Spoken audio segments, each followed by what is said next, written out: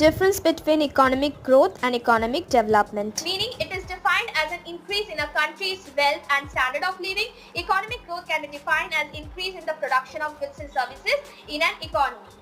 Economic growth is a qualitative concept. Economic growth is a quantitative concept. As we have already discussed that economic development क्या देखती है, overall aspects देखती है, जैसे कि inequalities को दूर करना, literacy rate को improve करना, improve productivity करना, तो ये economic growth की भी aspects देखती है. तो ये क्या हो गई हमारी qualitative concept.